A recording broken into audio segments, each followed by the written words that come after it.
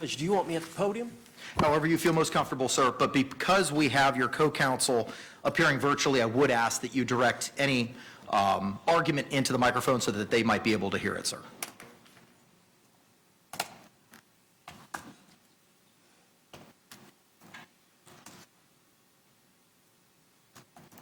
Judge, as you know, I filed on behalf of Sarah Boone this motion for statement of particulars, and in my motion, I quoted the language in the information that she was charged with, and the pertinent part charges Sarah Boone on the 23rd day of February of 2020 in said county, Orange County, violated statute 782.04, paragraph 2, by an act eminently dangerous to another and evincing a depraved mind regardless of human life, did kill George Torres. Judge, that's about as bare bones of an information as you can file in a case. I know anytime there is a weapon used, it's usually shot with a firearm that was used, that type of language. That is as bare bones. It doesn't even spell out all the essential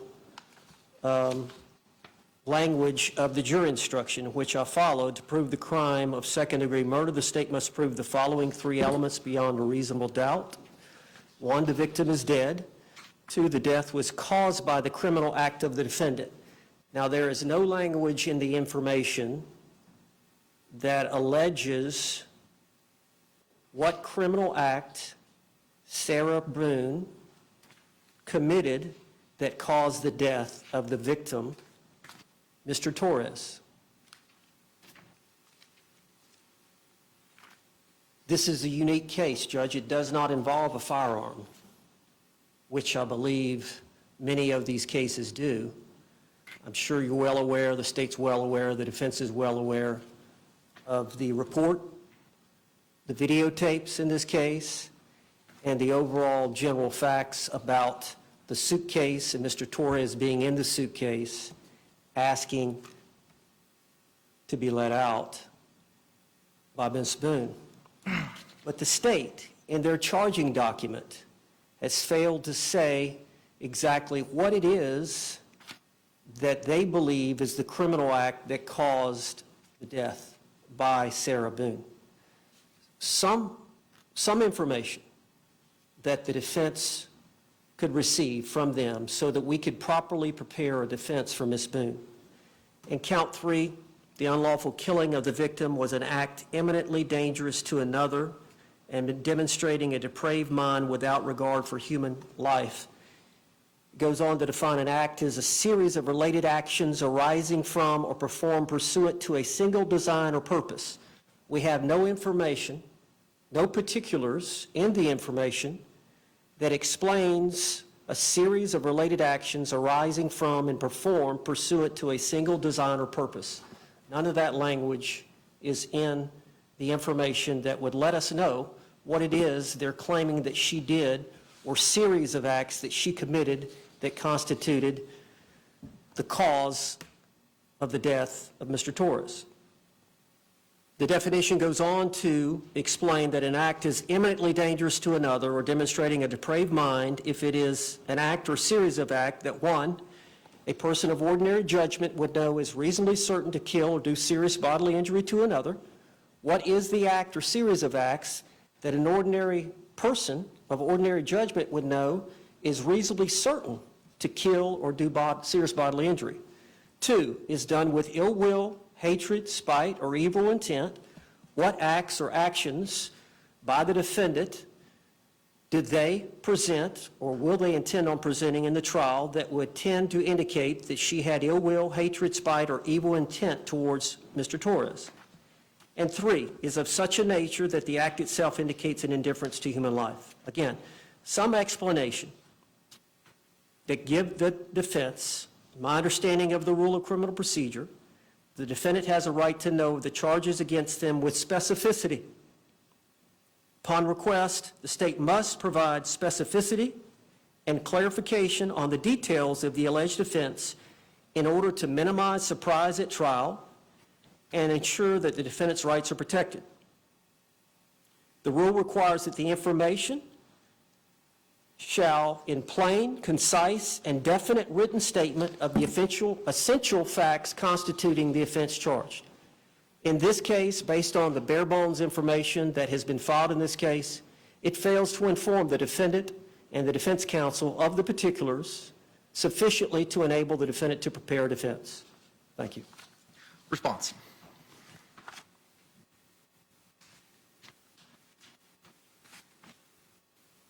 Judge, the state stands by its written response that was filed on September 5th of this year.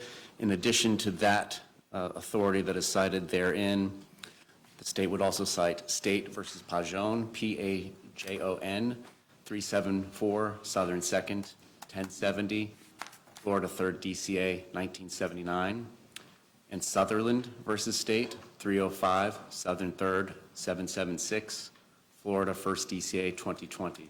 Can I have the second citation again? 305 Southern 2nd. Southern 3rd, 776.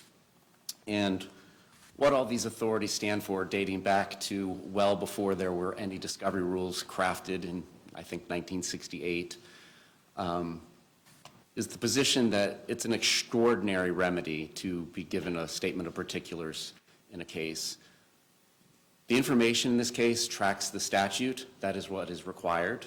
There is nothing confusing about it. There aren't multiple allegations of second-degree murder on the same day, leaving her confused as to what we are talking about.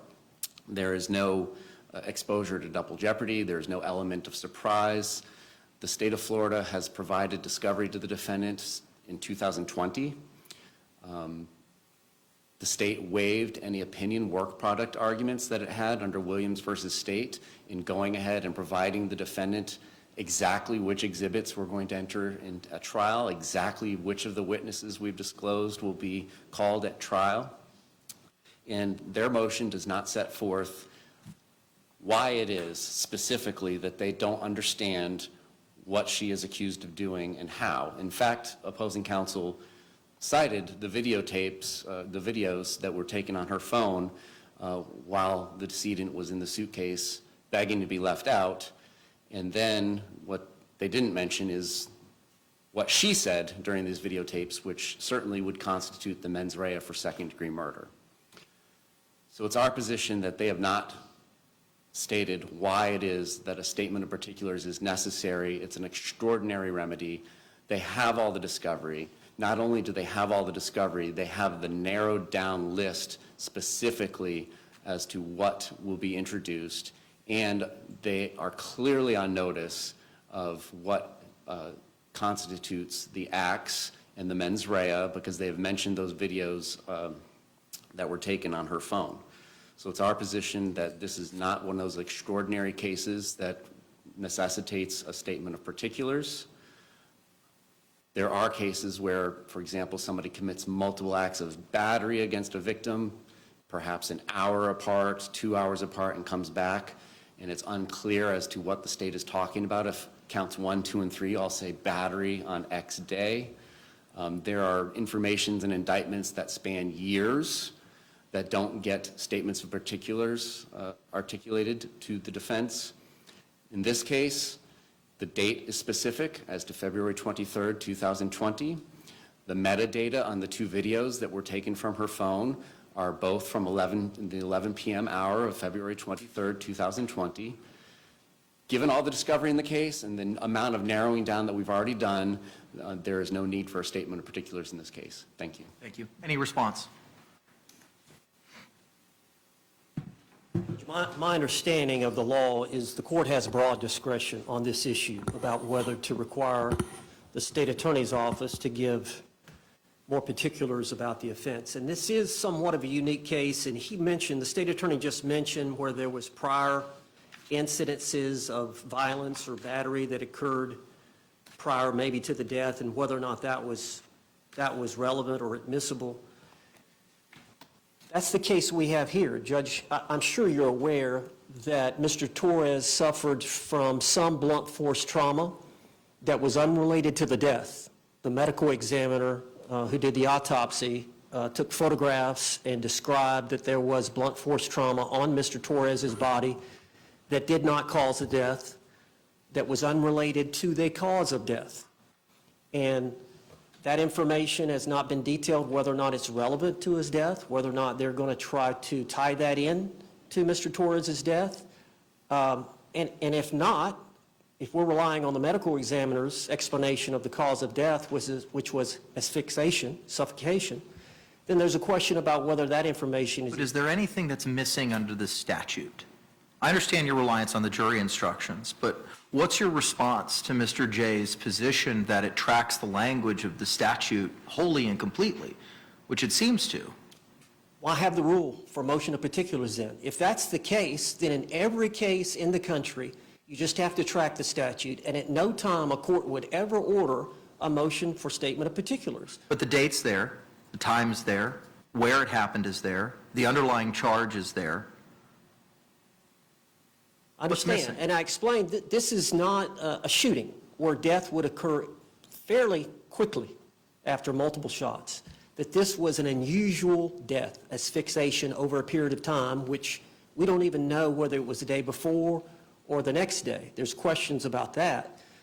The injuries, the blunt force trauma that the medical examiner is claiming that they're there, I believe is going to testify they could have been there 24 to 36 hours before. We don't know when those prior injuries were. They're fairly fresh, but they can't state that they were close to the time of death. Again, they weren't related to the cause of death. So there are situations in the law, based on the unique set of facts, that a court feels compelled, yeah, I have the discretion and I feel like for the defense to properly prepare for this case due to this unique set of facts, that I think there are some details that you must give. There's blunt force trauma. We don't know exactly when it was. We know it was fairly recent. And the medical examiner says the cause of death is asphyxiation. He doesn't know where it was environmental or not. He gives two explanations. So there's a real question about that. And, of course, we'd like to know what theory they're going under and whether or not they're intending to introduce evidence of this blunt force trauma that occurred sometime prior, and what exactly they're claiming that she did that constitute. Is it just the video, the 2-minute video that everybody's seen, or the suitcase video? Is it that? Because there was a lot that occurred prior to the video. There was a lot that occurred after the video that's not on the video. So is that what they're referring to in this narrow window of just tracking the statute? And I go back to, there wouldn't be this rule in the criminal procedure if there wasn't a time when a statement of particulars was necessary. Okay. Thank you. All right, thank you, sir. The court has reviewed the motion, reviewed the authorities provided, including the additional authorities, State v. Pajan, 374 Southern 2nd, 1070, and Sutherland v. State, 305 Southern 3rd, 776, and relying on State v. Peel, if the indictment is sufficiently full in its allegations of fact constituting the crime charged to enable a person to plead to it, the greater part of the reason for allowing particulars does not exist. The application was not so much for a bill of particulars as for a detailed statement of the evidence by which the state proposed to prove its case. If the defendant was advised of the nature and the cause of the accusation against him and had notice of the dates on which the acts constituting the offense were committed, there was no necessity for the bill of particulars. All of this information was given in the indictment, and that is at 154 Southern 2nd, pinpoint 912. It sounds like, based on your argument, you're looking for the particular evidence as to the cause of death and the meaning of the death, which, based on Peel, is not something that falls under the ambit of a motion for particulars. So reliance on State v. Peel, understanding the age of this case as well, understanding there have been multiple lawyers who have filed responses denying the charges in their notices of appearance, your motion is denied, looking at the totality of the circumstances. Thank you. Moving now to, give me a moment, and I think we could probably address these collectively. The defense's motion for additional discovery filed September 2, and the defense's second motion for additional discovery filed September 6th. Similar to the first motion, the court has reviewed all the authorities and those motions. Mr. Owens, you may proceed, sir. Can I approach the bench?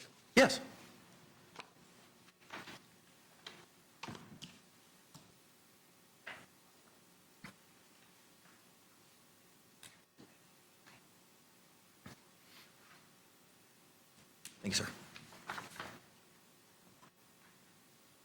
Judge, we're going to handle these both collectively, and I believe we should. The first motion for additional discovery was filed on September the 2nd at 8:30, and then the second motion for additional discovery was filed on September the 6th. The first motion refers to the rule 3.220F for additional discovery. On a showing of materiality, the court may require such other discovery to the parties as justice may require. Specifically, the defense is requesting the Office of the State Attorney to provide a written policy of the Orange County Sheriff's Office relating to in-house interrogation procedures, in particular the policy in place at the time of the interrogation of the defendant at the Orange County Sheriff's Office, which was back in February of 2020. And then the second motion for additional discovery, specifically, the defense requests the Office of the State Attorney to provide the standardized Miranda rights written policy, the form, and the card of the Orange County Sheriff's Office relating to Miranda rights form utilized and read directly to any suspect before any interrogation. Now, the argument by the state is well taken. The defense does have a duty to try to gather the information independently of the State Attorney's Office, and we did make a request to the Orange County Sheriff's Department back on September the 10th, and the request was for the written policies and procedures of the Orange County Sheriff's Office relating to the in-house interrogation procedures, in particular the policies and procedures in place in February of 2020, and the written policies number 2 and procedures of the Orange County Sheriff's regarding Miranda rights, written policy, the form and the card relating to Miranda rights utilized and read directly to the suspect before any interrogation in effect in February 2020. So as you know, Judge, I don't know if you've actually watched the 2-hour interrogation, but the day after this event,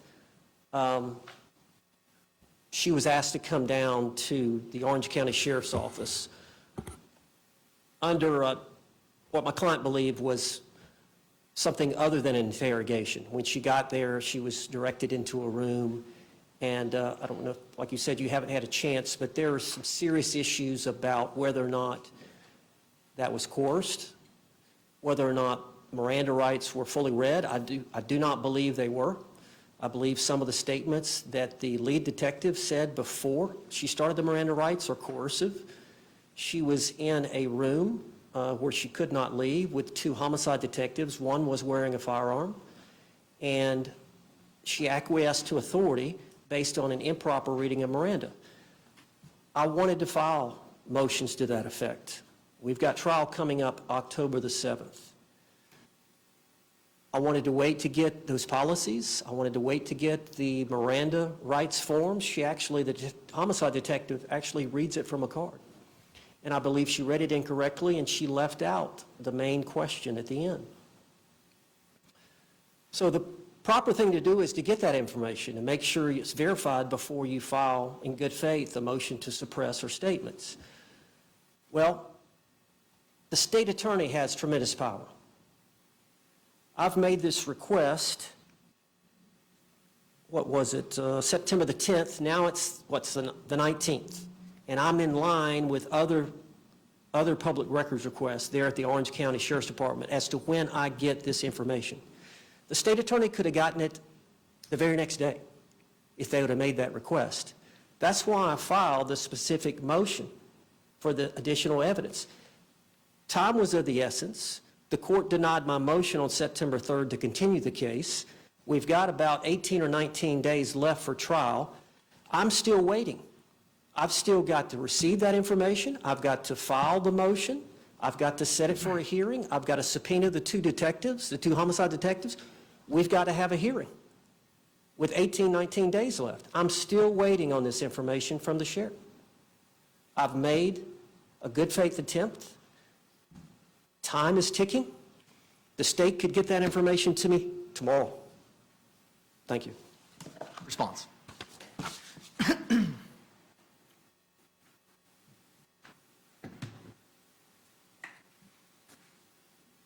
Your Honor, it's not Mr. Owens who's on trial, it's Sarah Boone.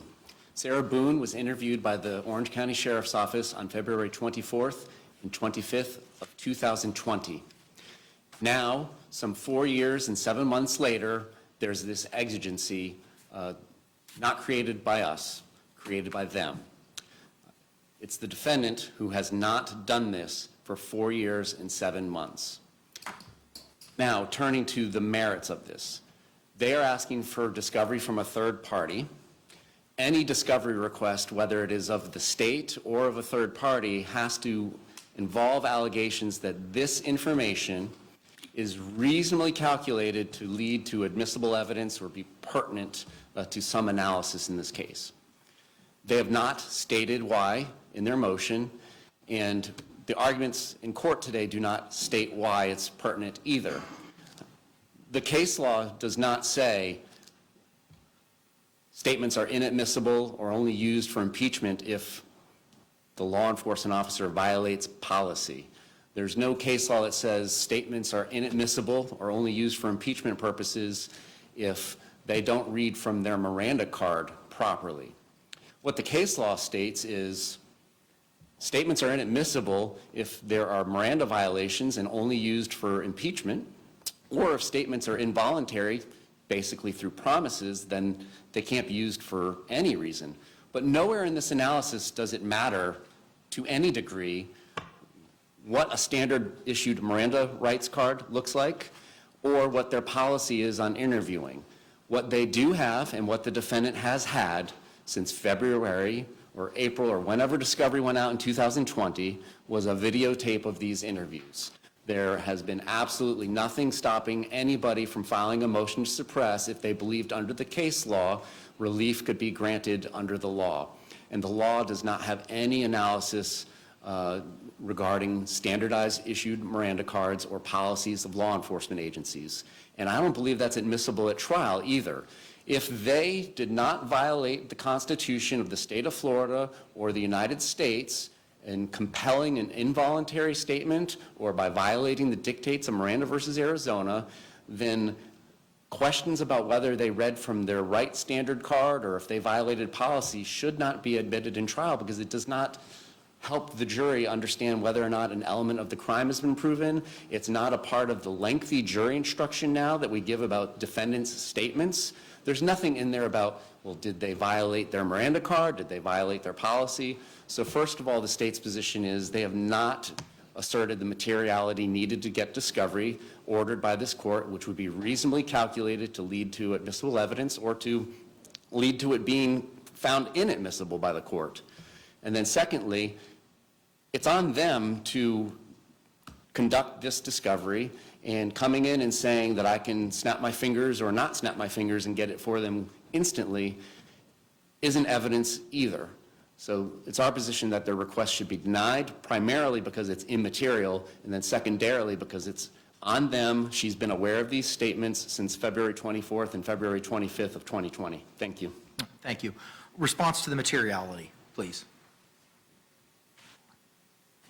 Judge, I believe the prosecutor is wrong. One of the jury instructions, standard jury instruction in criminal cases said that essentially a statement has been placed before you that's made by the defendant. And I don't have the language here, but it should be weighed with great care and caution to make sure it was freely and voluntarily made.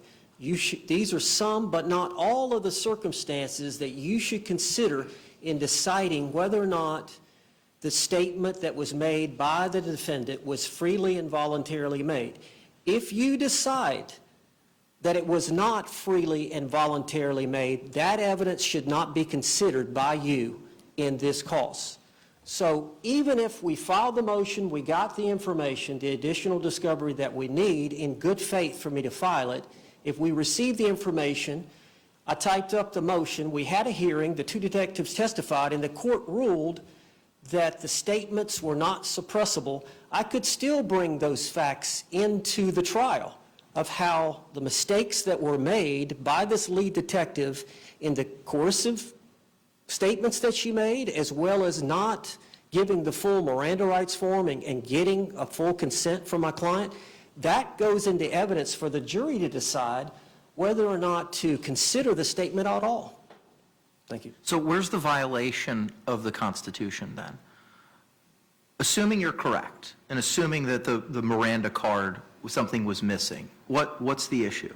It's coercive. The statements that the lead detective, the female detective makes, there's 2 or 3 statements she makes. Now you have to understand, I'm in a vacuum here, because I haven't watched the video. I'm not asking you to play I it, probably should have. but I need a little bit more context as to these statements, because I have unfortunately no frame of But reference. she says number one, the date of this event, they seized her phone at the scene. She was told that they were going to bring her phone back to her, back at her apartment, the very next afternoon. The female detective called her, or Sarah called the female detective about the phone.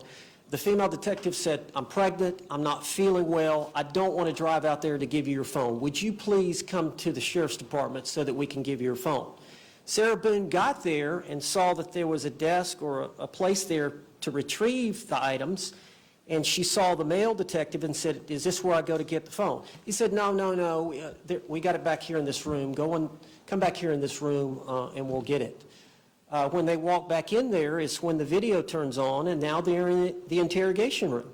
She's got a list. Sarah Boone has a list of things that she was wanting to ask them. And the female detective says, "Look, we got the autopsy back from the medical examiner. We've got to talk to you about that."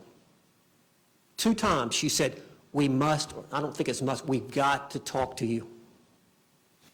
She goes, "Okay." Said, "I got to read you these Miranda rights again."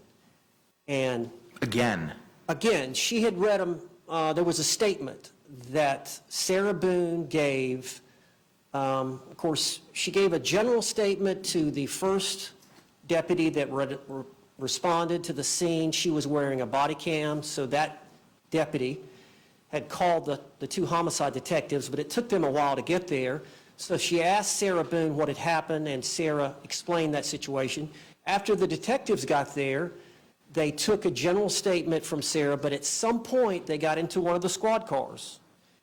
And I believe it was Sarah Boone, I believe it was the female detective and the male detective, and she was read Miranda rights, again, incorrectly, and she gave a statement. So now the next day, she's back in the interrogation room with the 2 deputies, the 2 detectives, and the lead detective says, "We've got to talk to you about this autopsy," giving her the impression that's what they were going to talk about. "But I've got to read you these Miranda rights." And she said something, and Sarah said, "Protocol?" Because they had told her in the first Miranda rights that this is just protocol. We have to do this before we speak to you. And she said, "Yes, protocol." So based on those statements that we've got to talk, you have to talk to us, we've got the autopsy, led Sarah to believe that they're going to talk about the autopsy. In addition, then she starts in the Miranda, "Judge, she made a mistake on it. I don't know if it's an anonymous mistake, but in her probable cause statement, she said, 'I read the rights verbatim.' The constitutional Miranda rights, I read to her verbatim." That is not true. Fortunately, we have it on audio. Fortunately, we have it on video. There is a legitimate question about whether that statement, that 2-hour interrogation, is admissible in this trial. That's what I'm going to show the court. I'd like to get their policy just to see. what does the policy have to do if those statements were inadmissible? What does the policy have anything to do with that analysis? To see if they... Because if you're saying you have a deposition, I'm assuming it's a deposition of the female detective, said, "I read it verbatim," and you're telling... That's in the probable cause statement. Okay, that it was read verbatim. Okay, Yes, excuse they me. formulated the arrest report. It was a supplemental report or either the actual probable cause report. And the representation in there is, it was read verbatim. That's correct. Now, you've reviewed that interrogation. It's your position that it was not read verbatim. What does the policy have anything to do with that issue? I think- That's a simple constitutional issue, right? Yes. If there's a case law that buttresses that position, and that de facto is a violation of the Constitution, ergo, that confession or statements are not admissible because of the violation of the Constitution. What does the policy or the Miranda card have anything to do with anything if you have the video and the audio? Well, the Miranda card is going to show that she actually omitted the last question, okay?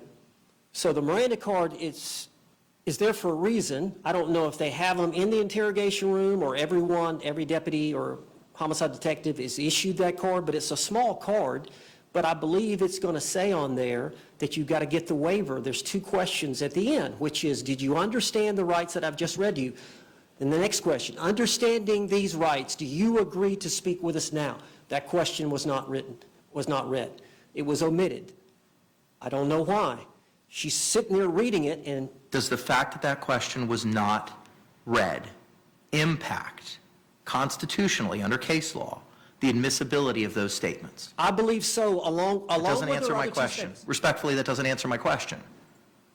I understand what your belief is, but where's the case law that you can provide to the court? I'm not ready for that, Judge. Okay. I'm going to file a motion to suppress, and I'll supply you with the case law, but I'm not ready for that. But the reason I wanted the policy, getting back to your first question, is because I'm sure the policy is going to say you don't make any pre-Miranda statements like, we've got to talk. We've got to talk about this autopsy. Those type statements are improper, that they're used to coerce somebody to talk. And I understand the detective. They had these videos, the 2-minute video and the short second video, and they had found it on her phone. So the homicide detective was chewing at the bit to get her to talk. So she was trying to induce or influence her to speak to them and to not exercise a fundamental right, not to speak to them without a lawyer being present. So she made those 2 statements preliminarily that I believe the policy is going to say you don't do. Okay. Mr. J, anything else, sir? Just, the Orange County Sheriff's Office doesn't set the policy for what is admissible evidence in the court. The United States Supreme Court does, the Florida Supreme Court does, the 6 DCA courts do, and then ultimately, following their guidance, you will decide whether or not a statement is admissible in the state's case in chief or if it's only available for impeachment. But whether or not, let's say hypothetically, she read the Miranda card 100% accurately, she followed policy 100% accurately, the state of Florida can't come in and say, Judge, I know they violated U.S. Supreme Court case law, but they followed the sheriff's office's policy, so these statements are clearly admissible. And the contrast is exactly the same. Whether or not they followed policy or read the Miranda card accurately has nothing to do with the analysis as to whether these statements are going to be admissible or only admissible for impeachment. And I don't believe that under the case law, they can come in, if those statements are admissible, and argue to the jury, they violated policy. They didn't review, they didn't read everything on their card. They violated. How does that help the jury decide whether or not the statement's voluntary? It doesn't matter what the policy is. It doesn't matter what the card is. What matters is whether or not they say the words that are required by the United States Supreme Court or the Florida Supreme Court or the 6 DCAs. That's what matters. That is what determines the bar for the admissibility in the case in chief or an impeachment. Okay, thank you. All right, thank you both for your arguments and your positions. In reviewing the authority provided by the state, which the defense has conceded is taken in, is what it is, I think state versus right is the guiding light for the court here, 803 Southern 2nd, 379. In reviewing that analysis, the defense has put forth an effort to do so. It's not up to the state to prove up anything for the defense. At this point in time, both motions for additional discovery are denied in accordance with State v. Wright.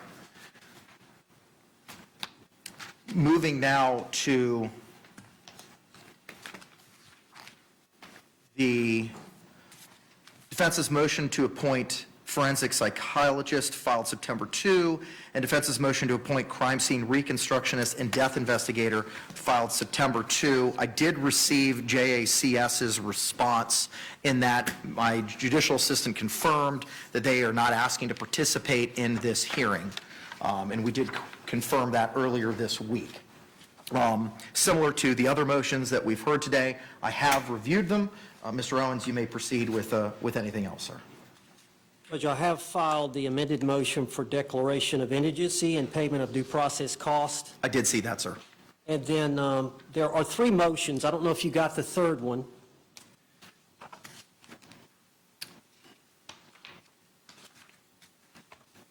Are you referring to the motion to return property? No, relating to cost. Relating to cost. I don't know that I have. I'm just going by what the notice of hearing reflected, so no, I don't. I filed a second amended notice of hearing. I don't know if you got that. Was it forwarded to my office?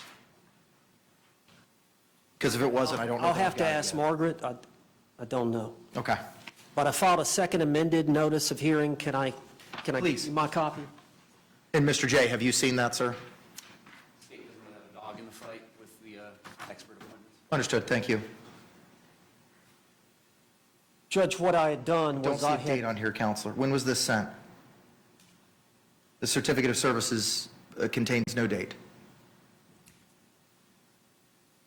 it was filed this afternoon, Okay. this morning.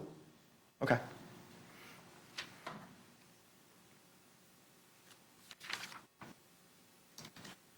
All right, what is the other motion related to cost, sir?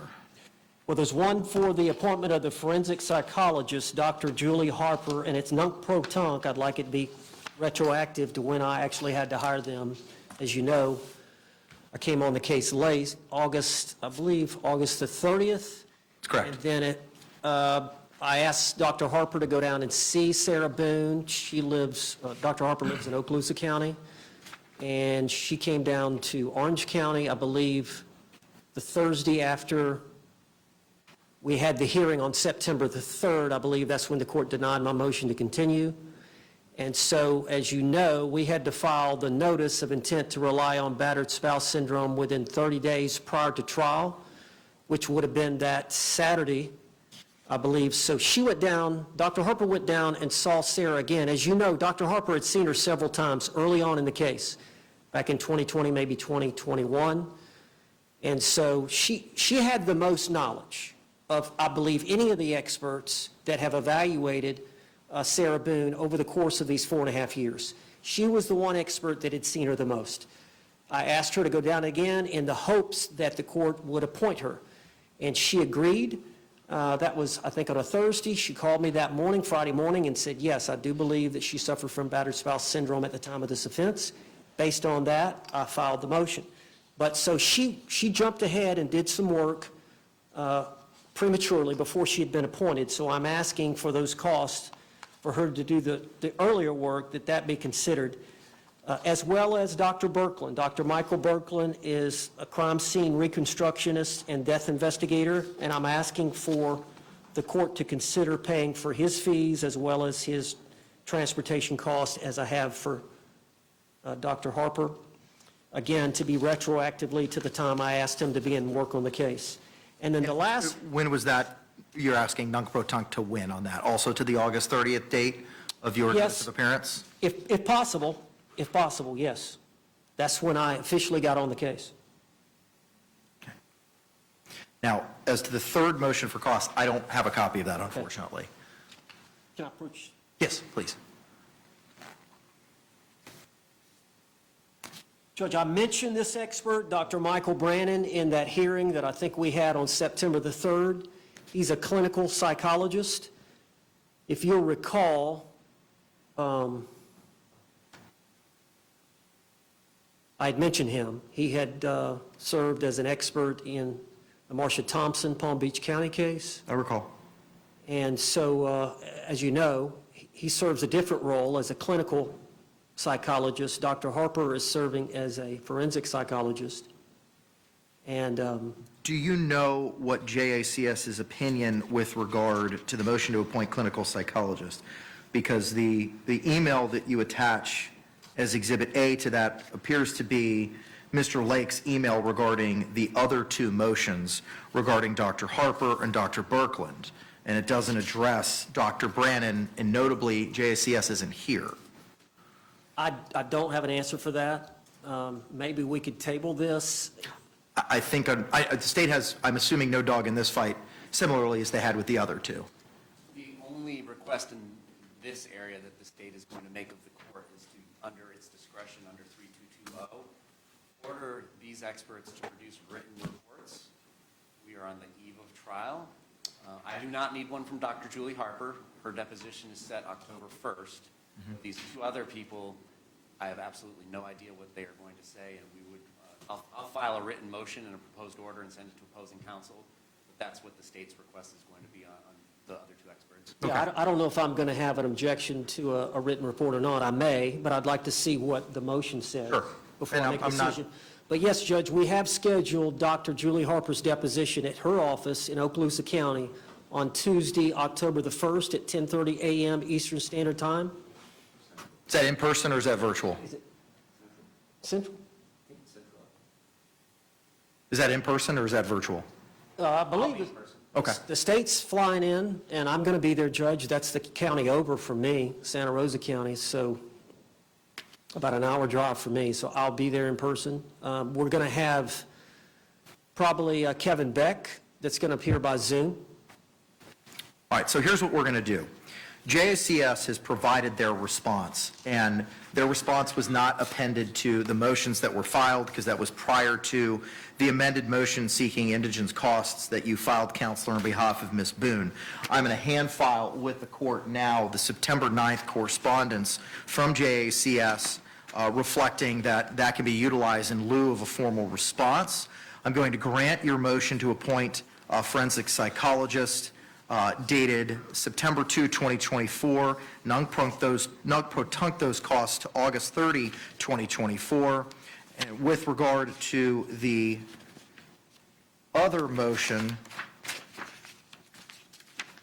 the motion to appoint crime scene reconstructionist and death investigator, I will also grant that and appoint Dr. Michael Berglund, non-protunct, to August 30, 2024. With regard to the motion to appoint clinical psychologist, when was this motion filed? Similarly, the certificate of service does not reflect a date. Let us check real quick, Judge. Sure. Give me a minute. Yeah, you're good.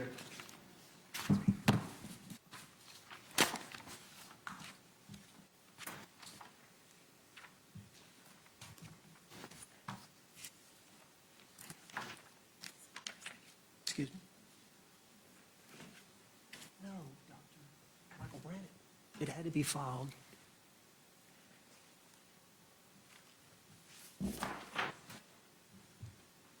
Michael Brannon.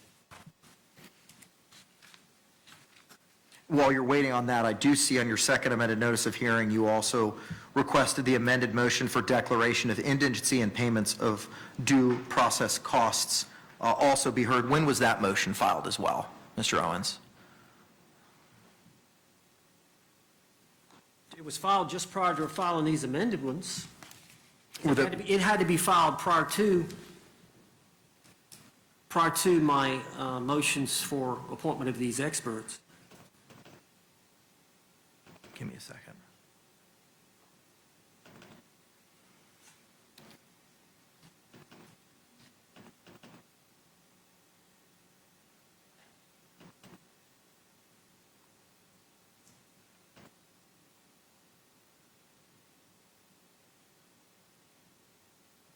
Okay, so the motion to appoint the clinical psychologist regarding Dr. Brannon, was filed yesterday. The amended motions regarding Dr. Birkeland, an amended motion regarding Dr. Harper were filed yesterday, as was the amended motion for declaration of indigency and payment of due process costs. That motion has not yet been granted. It is going to be. So the amended motion for declaration of indigency and payment of due process costs is granted. The amended motions regarding Dr. Birkeland and Dr. Harper are also granted, nunc pro tunc, to August 30. With regard to the motion to appoint clinical psychologist, filed 9/18. I'm going to ask Ms. Barrios, my judicial assistant, to forward that directly to Mr. Lake. And I know that she's watching this virtually. If she's able to do that now, I would greatly appreciate it, and see if we can get his response to that this afternoon, and maybe we'll be able to address that. It may be a similar vein as to the prior response that JACS had provided. Moving now to the motion for return of property, or in the alternative, motion for independent exam by the defense, filed September 18th. Similarly, with everything else, I've reviewed that and the authority, and I have reviewed the state's response to defendant's motion for return of property, or in the alternative, motion for independent exam by the defense. Mr. Owens, you may proceed, sir. Judge, I believe the state's response is well taken, and I believe that what we need to do is get an expert of our own that can do the phone extraction and meet with the state attorney and the sheriff's department and extract the data, all the data that we need from her phone.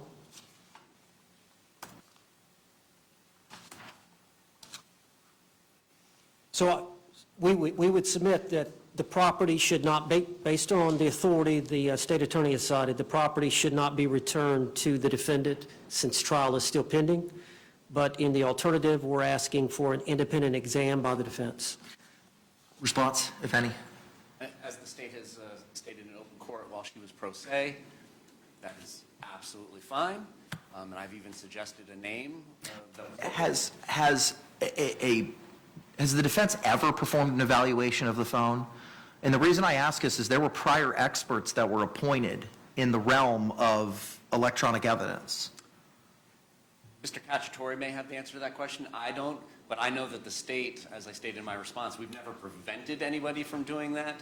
And as the homicide supervisor, everybody in the unit knows how to go about doing this and allowing a digital forensics examiner hired by a defendant to go and work with the law enforcement team and get another imaging if they are not satisfied with the imaging that has been provided. Mr. Cacciatore, good afternoon, sir. Can you hear us? And if you can you announce your presence for the record, please?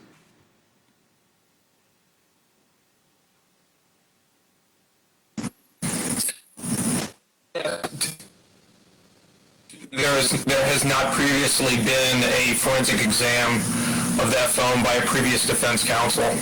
Okay. All right. Thank you very much, sir.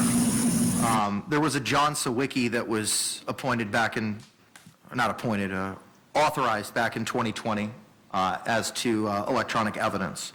So I'm going to deny the motion for return of property based on the citations contained in the state's response. And I'll leave it up to you, Mr. Owens, to do what you need to do in order to have that review. All right, I'm going to do my best. We've got about 18 days. I'll cite to the parties for their own benefit, there were motions, specifically defendant's motion to appoint an electronic evidence expert and order the Justice Administrative Commission to pay costs. It was filed back on May 5, 2020. An amended motion was filed the next day, May 6th. Both of those cite to or refer to John Sawicki, S-A-W-I-C-K-I, electronic evidence expert, and there was a order entered back on August 3, 2020, appointing Mr. Sawicki as a forensic specialist. I have no idea if that order is still viable, but I'm just providing what the court file reflects in that regard. Lastly, that takes us to the notice of intent to rely on the defense of battered spouse syndrome. The original notice was filed September 6th. The state's original motion to strike was filed September 9. Just to interrupt, I also have this defendant's motion for enlargement of time to address as well. Yeah, I have that on my list, sir. Okay. Thank you. Thereafter, on the 15th, an amended notice of intent to rely on the defense of battered spouse syndrome was filed. On September 13th, the defense's response to the state's motion to strike defendant's notice of intent to rely on the defense of battered spouse syndrome was filed. And then I think it was this afternoon. Earlier today, the state's motion to strike defendant's amended notice of intent to rely on the defense of battered spouse syndrome was filed. The court has reviewed those and all of the citations contained therein. Mr. Owens, you may proceed, sir. Judge, I wanted to start my argument, and then Mr. Henderson, who is on the screen, is going to respond to the state's pleading that they filed this afternoon. Mr. J, you have any problem with that? I know there's a rule in the circuit about one witness per one attorney. I don't know what the administrative rule says about arguments, so I leave it to the discretion of the court. Okay. He's arguing that one motion that they filed this afternoon, that I've been working on these. He was working on that motion, so it's a separate motion. The motion to strike. The last motion that whatever motion they filed today, Mr. Henderson, Tony Henderson here in the screen wants to respond to that. I'm going to respond to the ones that were filed prior to today. All right, I'll allow it. All right, go ahead, sir. Judge, as you know, I filed my notice of appearance on August the 30th, I think 38 days prior to trial, knowing that the court had already made a ruling that you would not grant a continuance unless there was some type of exceptional circumstance, and Sarah Boone hiring or retaining or somebody pro bono coming on the case and representing her did not constitute exceptional circumstance. And so, as you know, we had the hearing after I had filed the notice on August 30th. We had the hearing on September 3rd on my motion to continue. The court denied it. At that time, I explained to the court that I believed, after my meetings, I think I'd had 4 with Ms. Boone, that she met the criteria for battered woman syndrome, but that I needed an expert, and we were vetting several experts at the time, 4 or 5 that we were vetting, and we needed more time to essentially pick somebody to go out and do an evaluation, an assessment of Ms. Boone to determine whether or not they would give an opinion that she suffered from that. Because, and I understand, the court denied our motion, so that left us with, we still had to give notice to the state attorney 30 days prior to trial of October 7, which I believe was going to be September 7, which fell on a weekend, which was that Saturday, I believe. So we got out of the hearing, I think the hearing was on a Tuesday. We had 4 or 5 days to file this notice, to timely file the notice.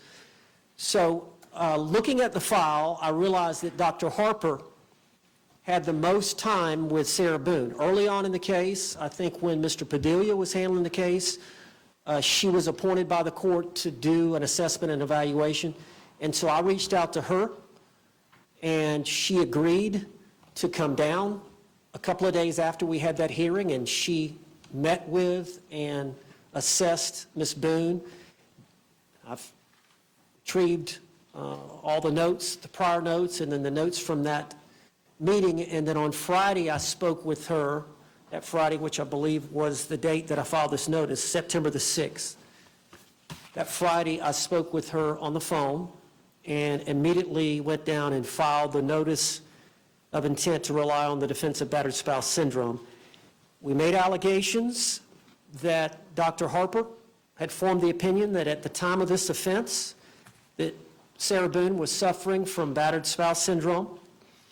And at that time, we gave the name of Dr. Julie Harper and her address where she could be found and located. And of course, the state has set her deposition for October 1.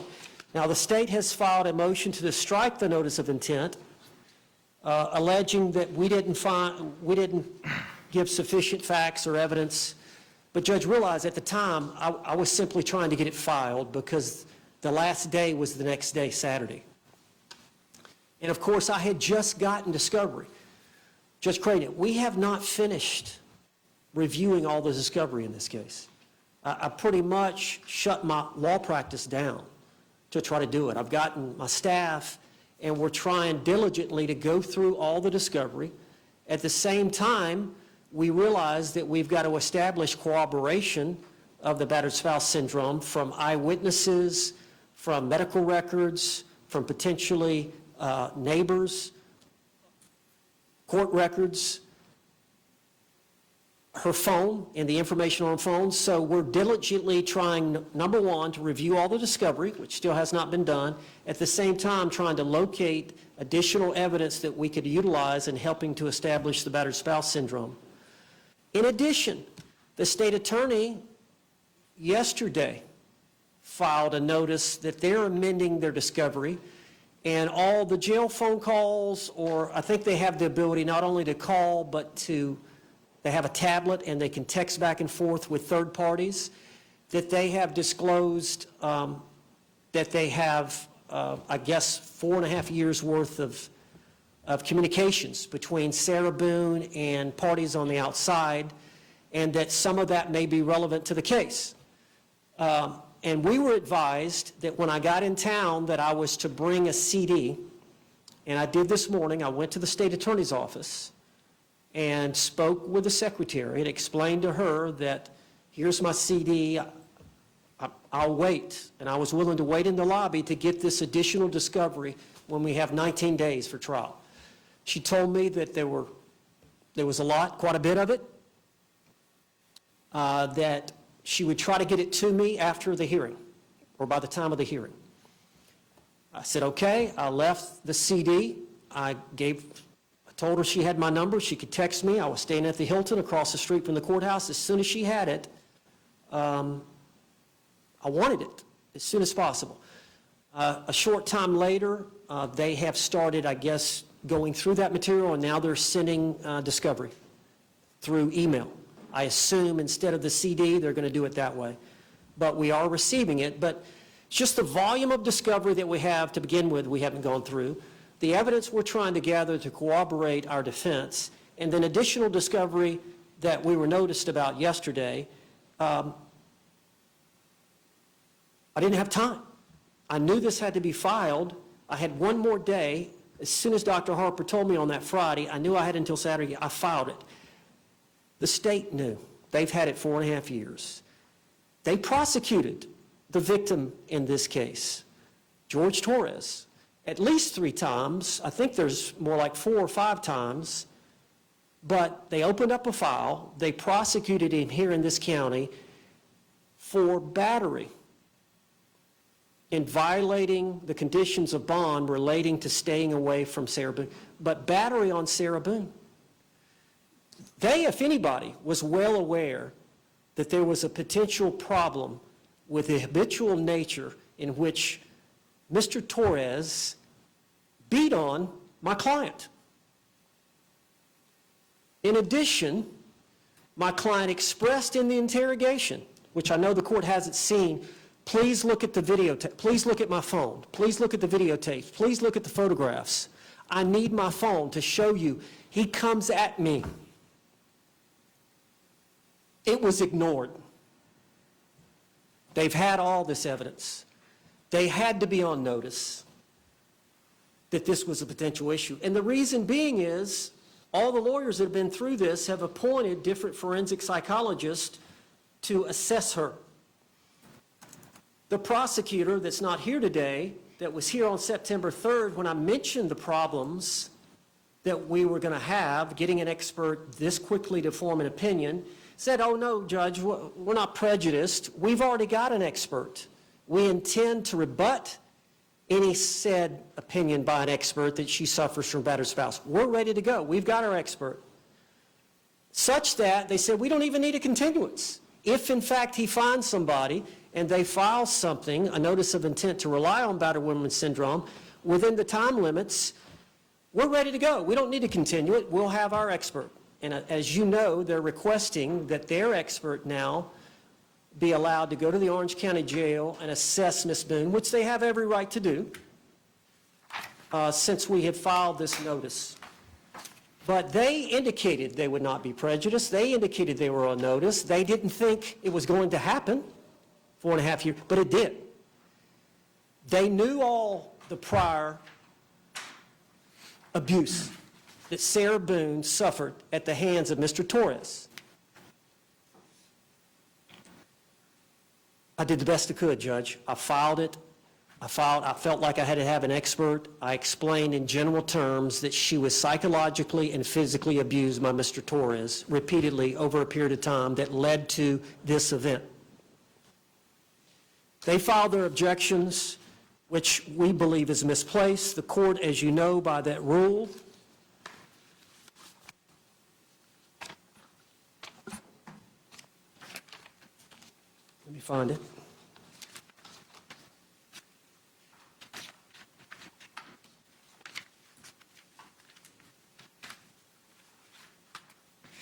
It's apparent not only that the state was on notice, that we were going to rely on it, it was prepared to respond and was not prejudiced in any way. The notice of intent to rely on the defense of battered spouse syndrome comports with the requirements outlined in 3.201, given the current circumstances of the case. And as you know from that rule, it says the notice shall contain a statement of particulars showing the nature of the defense the defendant expects to prove, and the names and addresses of the witnesses by whom the defendant expects to show battered spouse syndrome, insofar as possible. Insofar as possible. I did the best I could, Judge. In addition, as soon as we started going through the discovery and gathering information about the prior events, the prior arrest of Mr. Torres, the prior prosecutions of Mr. Torres, we immediately amended the notice on September the 15th of intent to rely on the defense of battered spouse, and again, listed as many witnesses as we could based on the good faith belief that we had that corroborated either by witness testimony or physical evidence, photographs, videotapes, medical record, whatever we could find that would corroborate our defense. In addition, we've listed the ex-husband, Brian Boone, and the last paragraph, paragraph 14, says the defendant's investigation of evidence to support the defense of battered women's syndrome is ongoing. The defense anticipates additional witnesses, photographs, videotape, medical records, court records, and other evidence gathered from the defendant's phone will be forthcoming. This evidence will be disclosed as it is discovered. Thank you. Response, sir. Judge, the state is not surprised by any of the evidence that has been in the discovery for years. I'm not going to belabor the facts in the discovery, but suffice it to say that the decedent and the defendant had a violent relationship, and generally this violence seems to be fueled by alcohol. We're completely aware of all of this domestic violence history, but that does not make a battered spouse syndrome defense any more than being mentally ill without showing more makes for an insanity defense. Their original notice was insufficient, and there's no reason to argue it since they've amended it. So turning to the amended notice, it still does not set forth what they are going to show that shows that she suffered from battered spouse syndrome. Was the decedent isolating her from her family and friends? Was he telling her that if she ever leaves him, he'll kill her? We have these instances of violence between the two of them, and when we get referred to the ex-husband, Brian Boone's deposition and statement, what he reports is that Sarah Boone would attack him, scratch him, punch him, and that she was a habitual alcoholic. And he would have to lay hands on her to restrain her. So we are going to potentially dive into all of this information in trial, but there are still the rules of evidence. And the cornerstone for the battered spouse syndrome defense, which is a misnomer under the case law, because self-defense is defense, and battered spouse syndrome evidence is relevant to help a jury understand why it's objectively reasonable for a battered spouse to stay in a situation that puts them in fear of continued violence.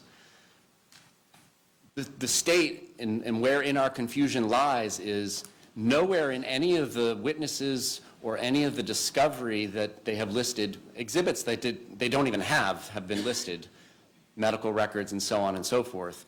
Nowhere does it set forth this cornerstone that is absolutely necessary before we get into any of this battered spouse syndrome evidence, before we get into any potential reputation for violence evidence, of the victim, before we get into any potential specific acts of violence by the victim, before we get into the rebuttal evidence that is going to be offered against her for her violent nature and her drinking, the cornerstone is self-defense.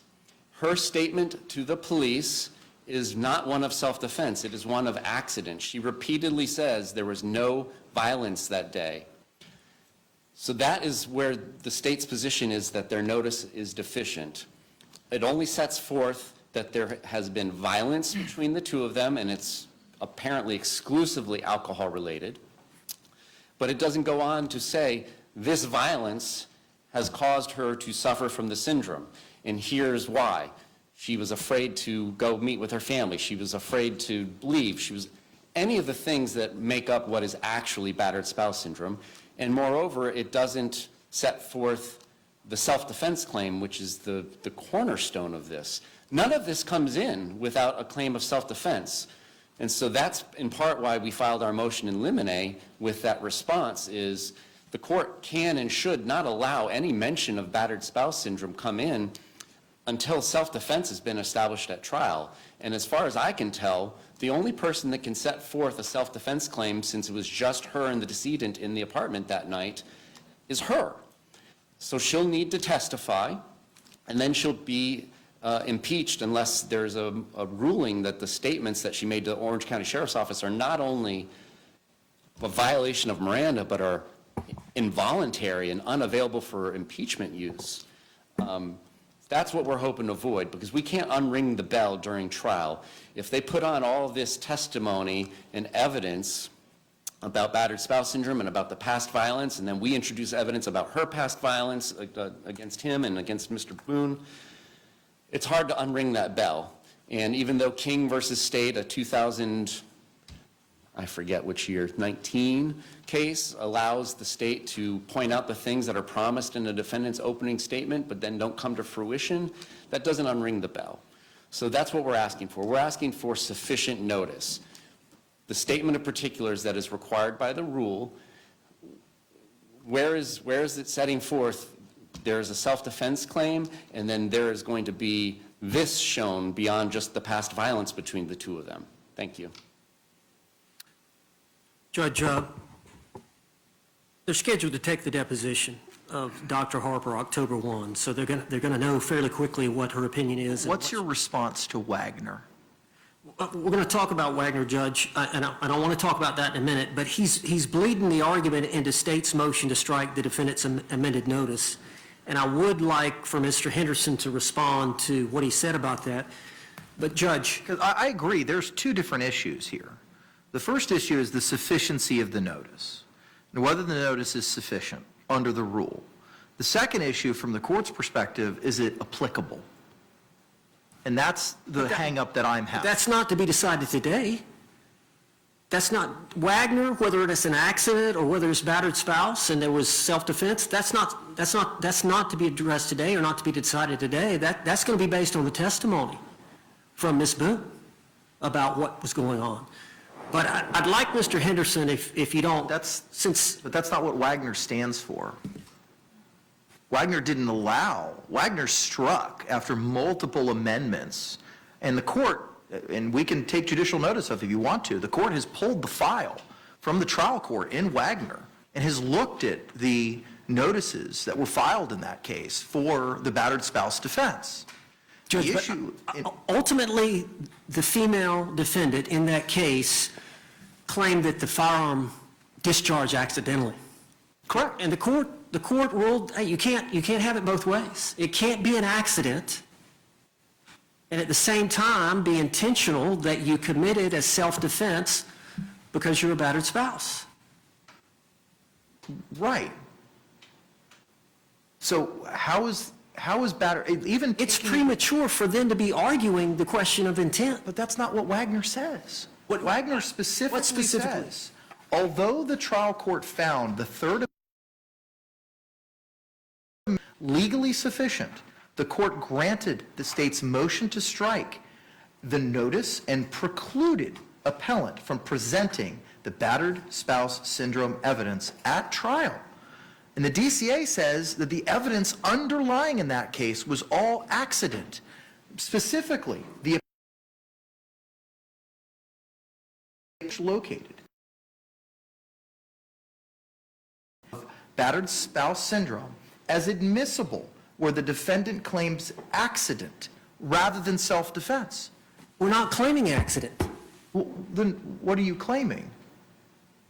Self-defense. But every case that you cite, Medina, Hickman, its progeny, all pertain to some act by the accused, and that battered spouse is an excuse, a justification, an explanation for those actions.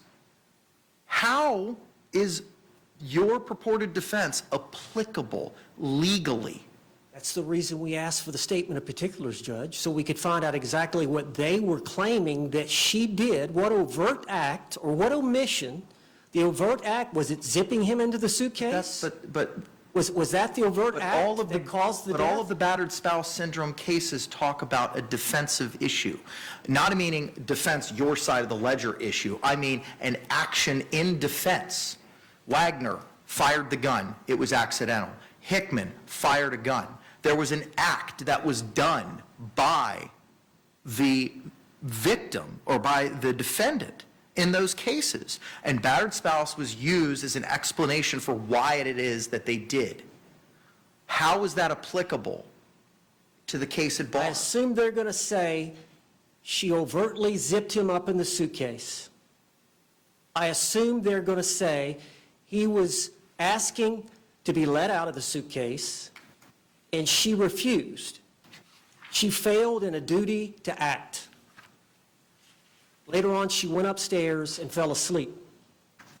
So it's either an act or an omission, but they're claiming an act or a series of acts led to the death of Mr. Torres, which they have alleged was directly caused by Sarah Boone's actions or non-actions.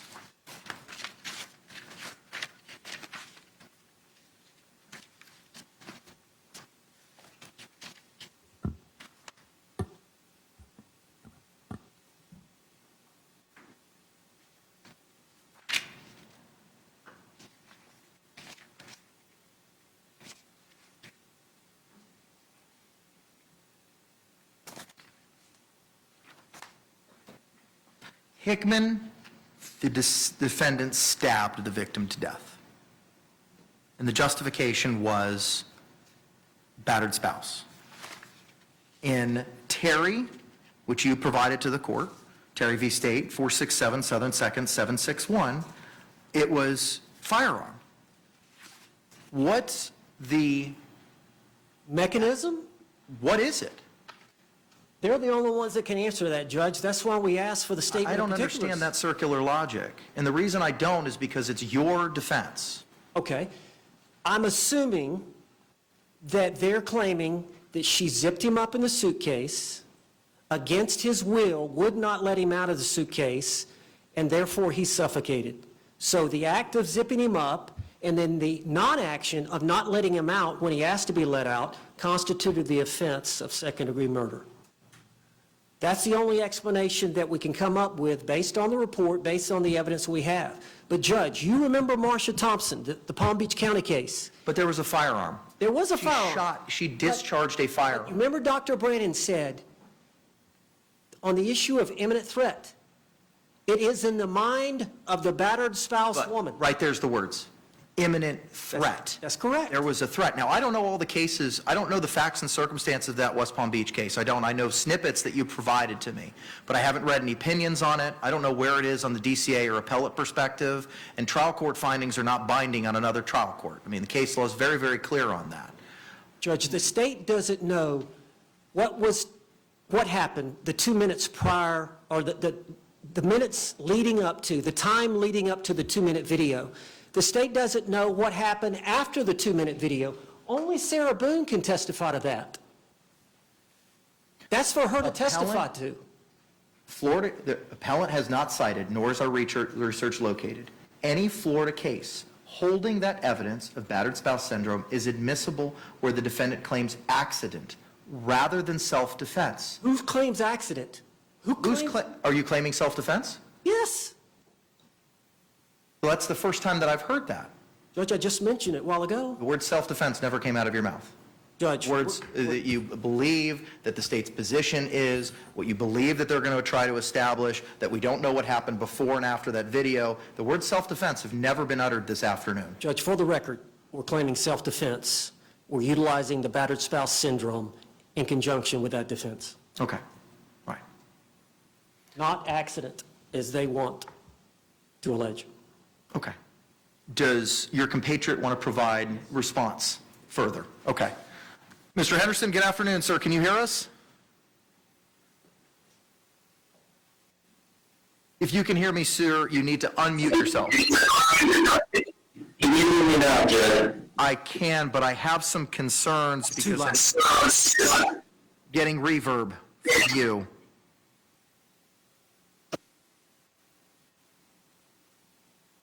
I am trying to talk you to now.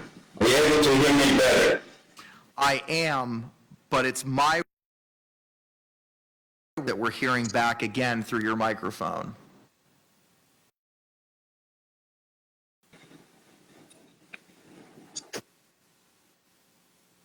Turn that volume down. All right, this may work.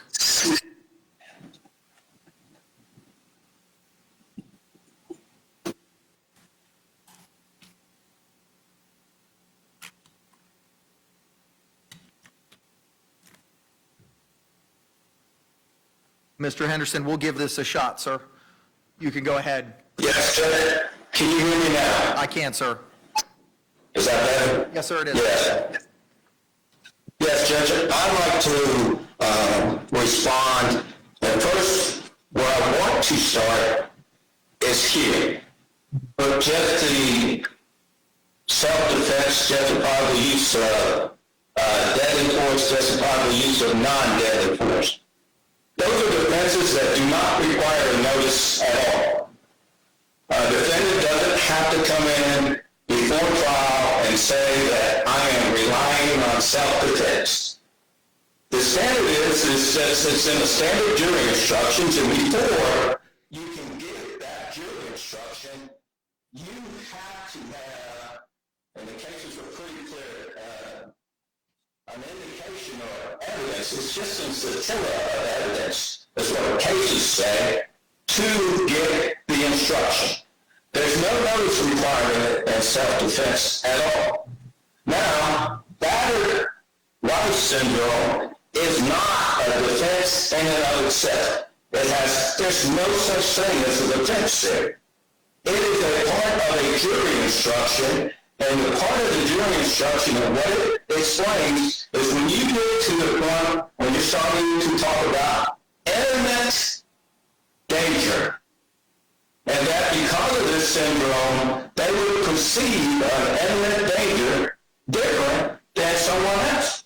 Because what the self-defense instruction requires is that the jury place themselves in the position of the defendant in those circumstances at that point. Battered spouse was to help explain those circumstances. So the first instruction that you have to get before you can even start talking about battered spouse is this. You have to get the self-defense instruction. So, and that will be decided based on the evidence at trial.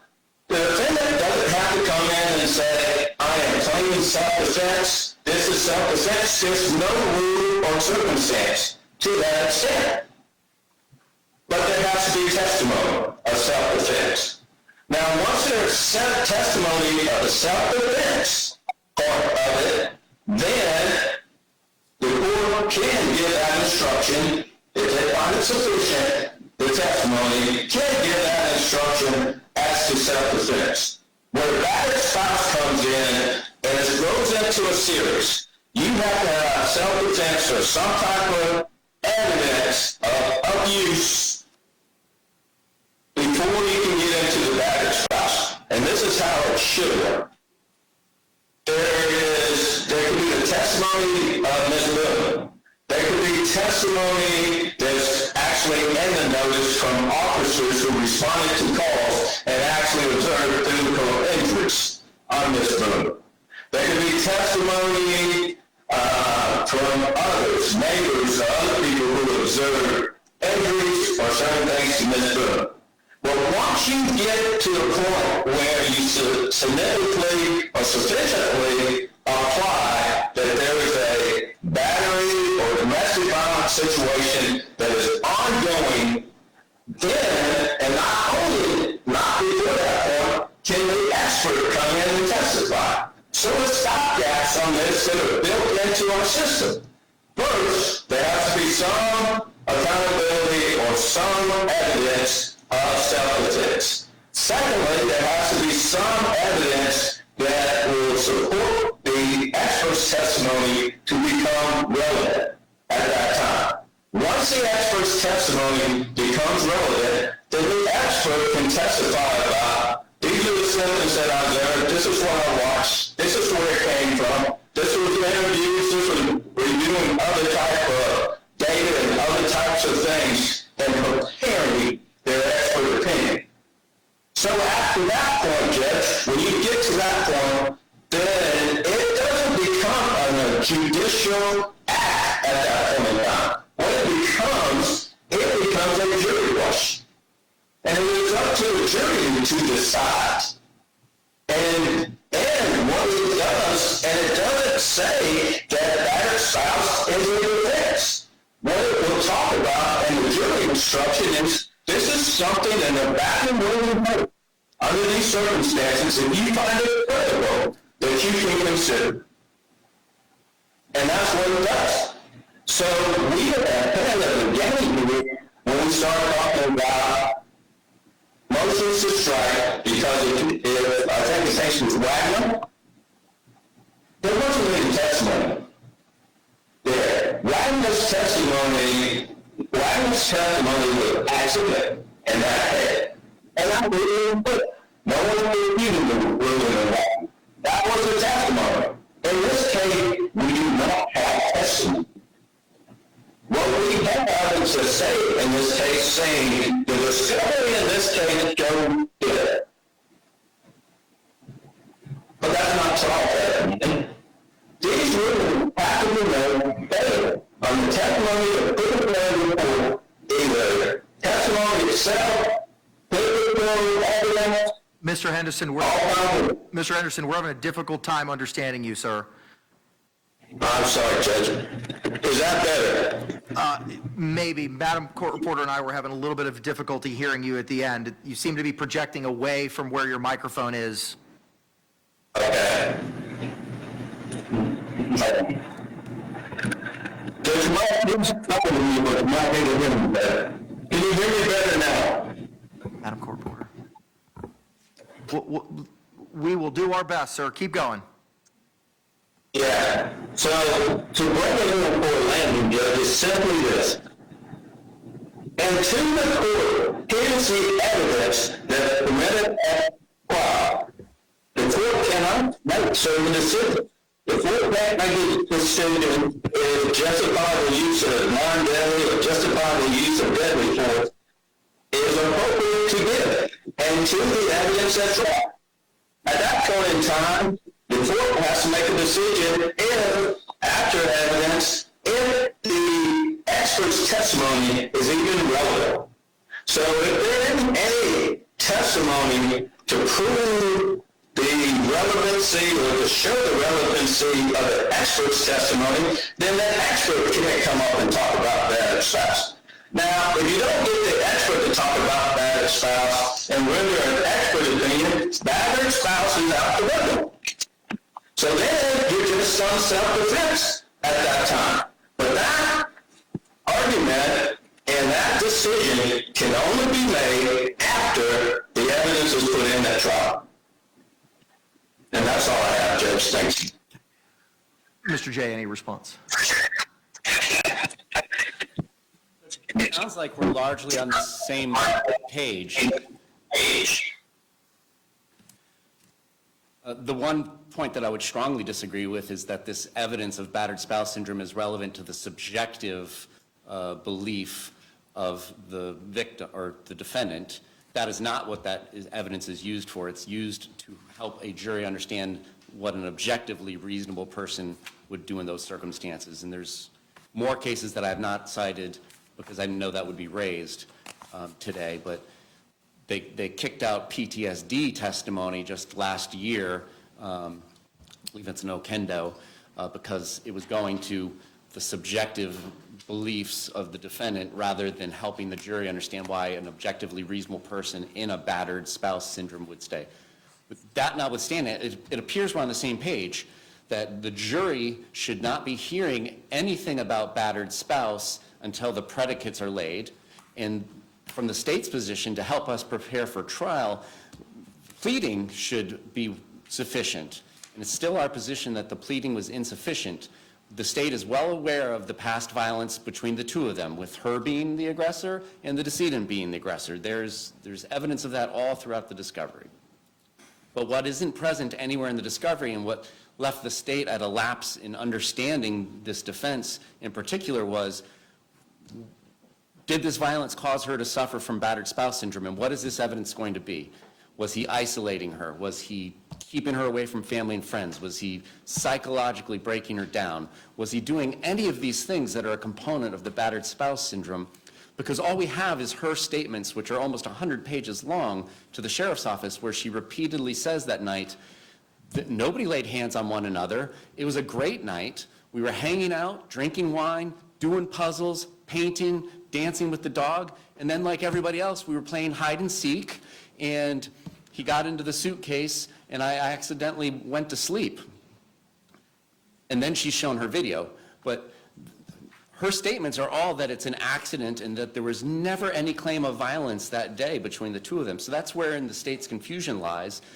And I don't know how we're going to go about this at trial, if the defendant's going to have to testify in a narrative form, if she's going to come in and testify 100% differently than how she gave statements to law enforcement. But that's where we're at, is we don't want this in front of the jury until all of the requirements are met. And as far as I know, the only person that can say that it was a justifiable use of force that night is her, because it was only her and the decedent in the home that night. And thus far, she has not made any statements about a justifiable use of force. And then our second complaint about the intent to rely on the syndrome, again, without repeating myself, is it just sets forth that there was past violence between the two of them, but no particulars about what actually makes up the rest of the syndrome. Thank you. Any other final positions offered in rebuttal to the state's argument, either Mr. Owens or Mr. Henderson? Well, I'll let Mr. Henderson go, but just as it relates to Ms. Boone's testimony, that's what jury trials are for. Mr. Henderson, any further arguments, sir? You're muted. You will have to unmute yourself.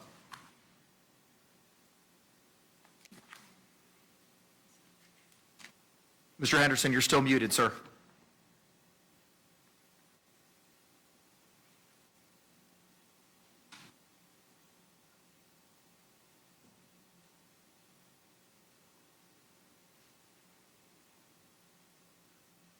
I'm sorry. Can you hear me now? Loud and clear, sir. Any other additional argument in rebuttal?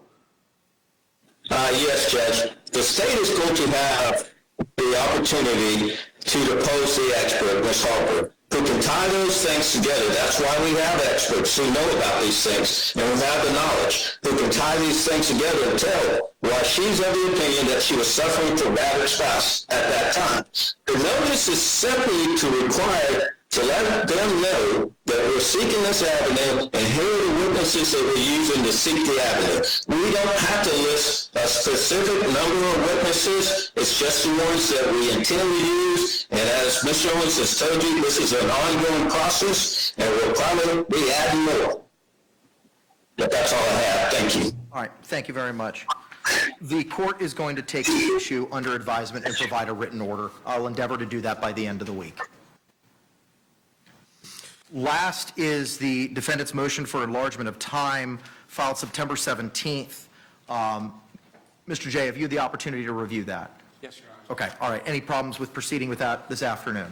No, Your Honor. Okay, very good. All right, I have reviewed that motion. Mr. Owens, you may proceed, sir. Judge, and I do have about 2 or 3 other issues that we need to address, but I've asked for some time. I think there was an order, I know there was an order that you had submitted to writing and that was filed with the clerk's file that indicated that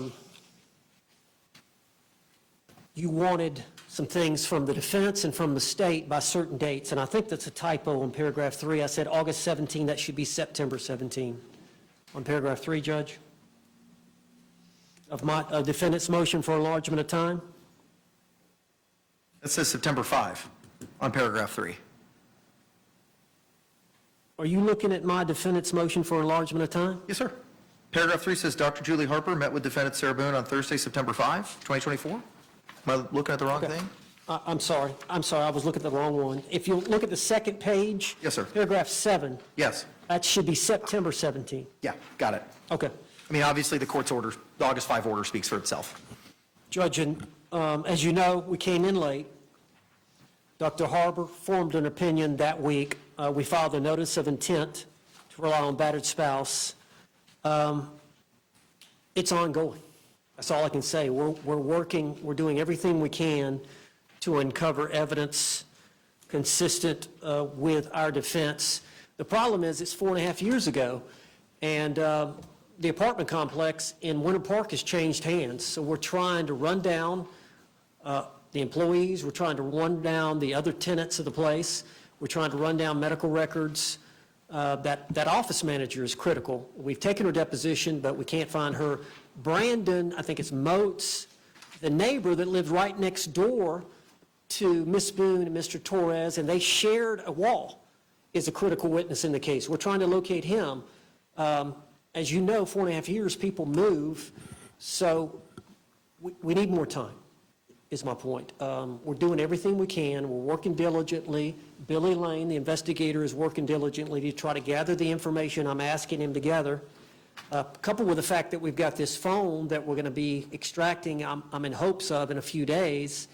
And I know that the state had extracted the phone and given us a lot of the data from the phone, but Ms. Boone says it's incomplete. That's the reason we want our own expert to extract it, that will be able to assist us in establishing evidence and testimony that she is a battered spouse and was a battered spouse prior to this event. But because of that, Judge, we haven't had time to complete that. And as I said in my motion for enlargement of time, we're asking to be flexible on some time limits up to and during the week of the trial, because we're going to be working that entire trial. Like I said, there's 18 days until trial starts. It's going to be a 2-week trial.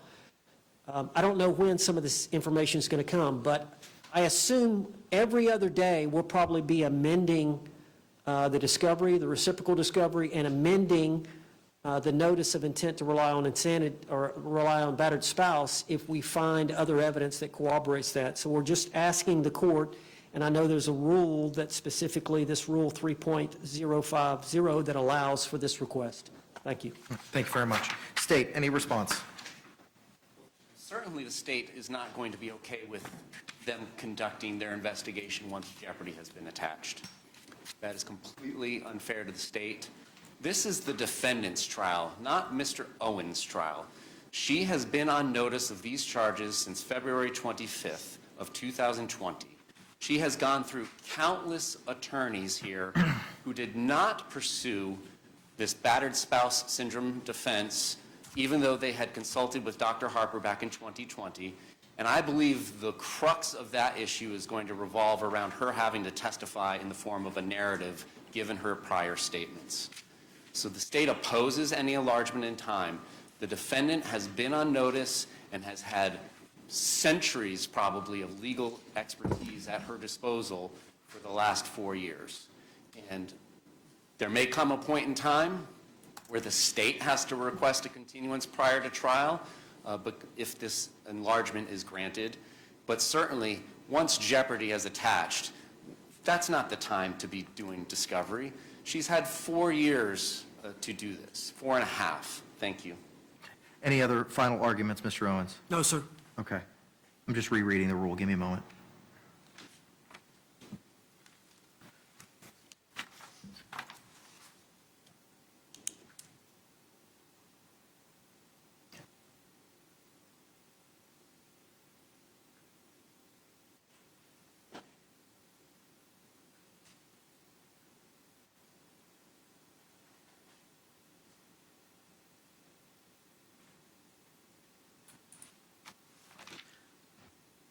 Mr. Owens, as I stated when we had our hearing on September 3rd, at that point in time, the court had outlined the history of the case, the court's prior findings, the numerous experts that had been retained throughout this case, and I understand the position that you find yourselves in. But at the same token, based on the same analysis that the court had relied upon in its oral pronouncement in denying your continuance on September the 3rd, I'm going to grant your motion and deny your motion in part. With regard to the filing of objections to the state's exhibits, by your own statement, you're still in the process of going through those. The deadline expired on September 17th. So I believe that we're using the second portion of the rule with regard to that issue because there was a requirement to provide those names, and this motion was filed on the 17th. So I'm going to grant your motion in part with regard to filing objections for the state's exhibits. I will give you up until the time that we're having our trial case management on September 26th to file any additional objections to any of the state's exhibits. With regard, however, to the filing of a witness and exhibit list, I agree with the state. We can't be amending once jeopardy attaches to provide additional experts or any witnesses at that point in time. You're talking about jeopardy when the jury is sworn? Correct. On that Monday, October 7th? If we're lucky enough to get one on Monday. So, Just so that you understand, I've ordered a couple hundred people for that week because I don't know how long jury selection is going to take. I don't know what people know about this case. Judge, So my intention is to run 50 people in the morning. So I'm just letting you all, full disclosure here, what my thoughts are. 50 people in the morning, get rid of language, get rid of cause. And if those persons who don't know anything about this case, I'm going to ask them to come back, either Tuesday or Wednesday. And then we're going to run another 50 at 1:30. Get rid of our cause challenges, those who can't be here for 2 weeks, those who've just recently given birth, all the statutory cause reasons that they can't be here. I'm going to ask them to come back. And if we've got 40 people, 50 people at the end of Monday, we'll start Tuesday. And we'll start whittling it down. And I can turn over, when I'm done with my colloquy, my voir dire is about an hour and a half, 2 hours. And then I'll turn it over to the state and I'll turn it over to you and we can whittle it down from there. But if it takes us more time to get a sufficient panel because of the amount of time and other causes or preconceived notions about this case that can't be set aside, we may not be picking a final jury until Wednesday in this case. is this set for 2 or 3 weeks? 2 weeks. 2 weeks. Now, it was originally set for 3 weeks. And then when we talked about it, when you came on board, we had shrunk that to 2. Now, if we think that that may change, I'd rather discuss that now than a week from now. If you think we need 3 weeks, I can try my best to make that happen. But I respectfully need to know that sooner rather than later. Because in all candor, I don't know how long it's going to take us to get a jury. I did not anticipate, I anticipated we were going to be able to pick a jury in one day. I would love to be that bullish.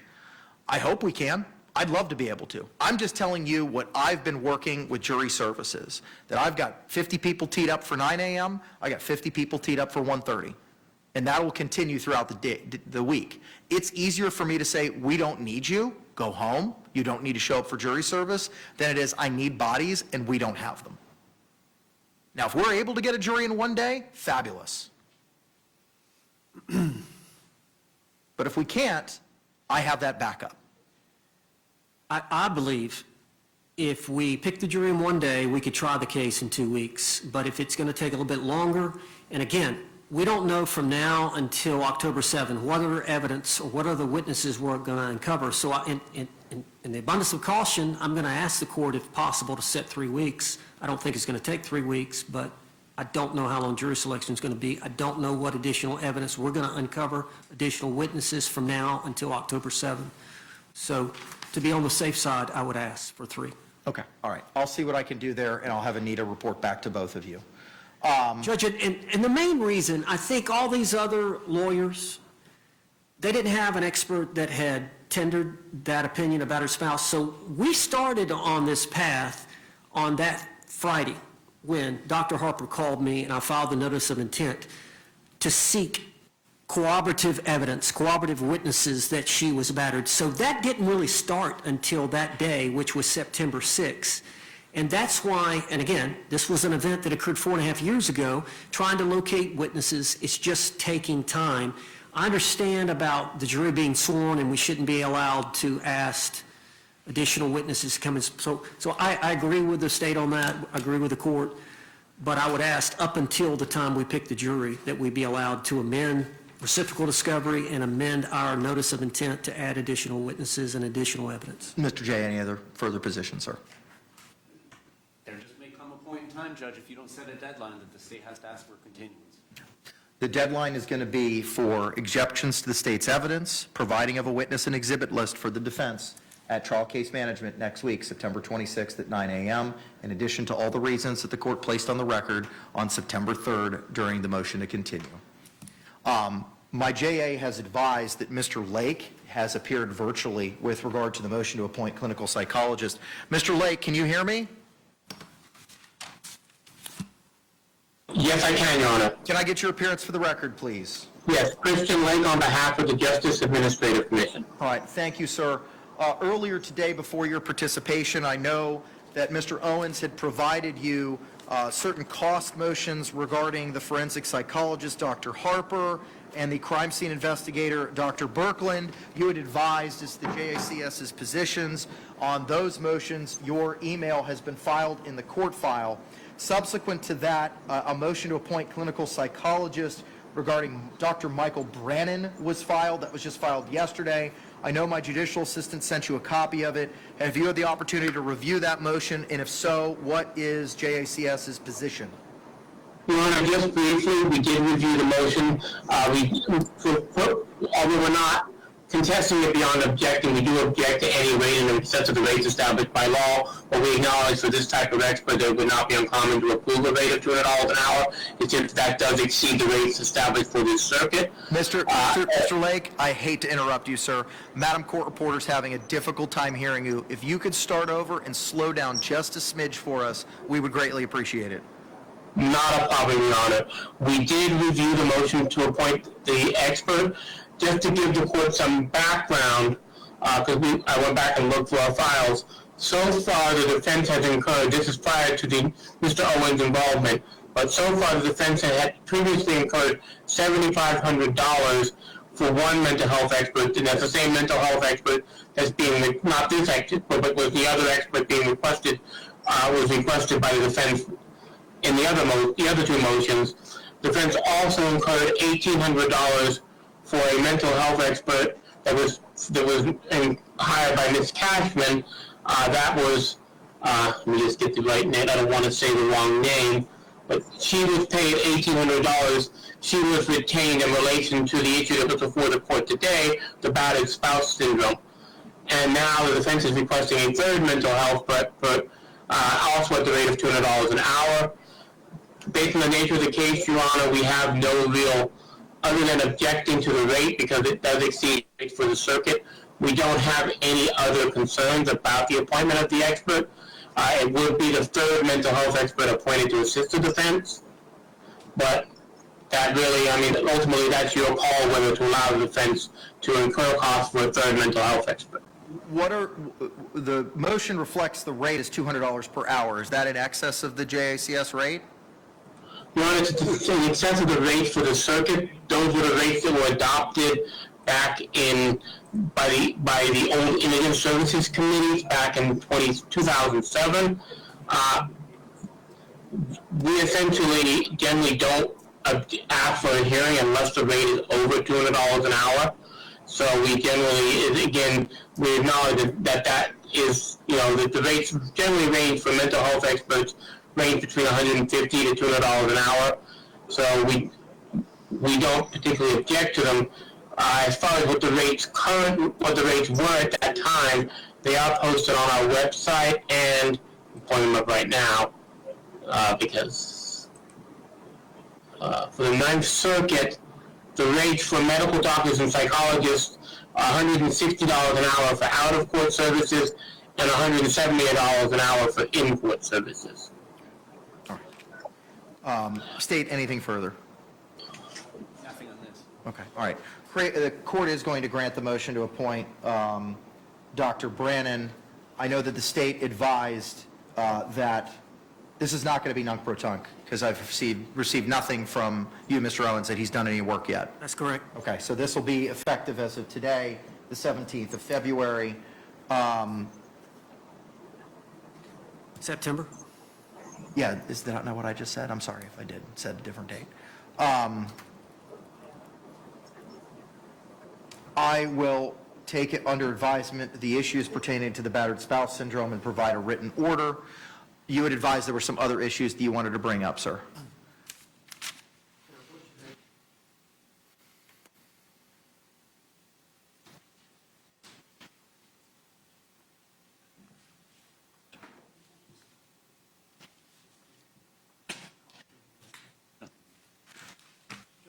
This relates to the investigator, Billy Lane, who's working with the defense, and his potential costs up to the trial.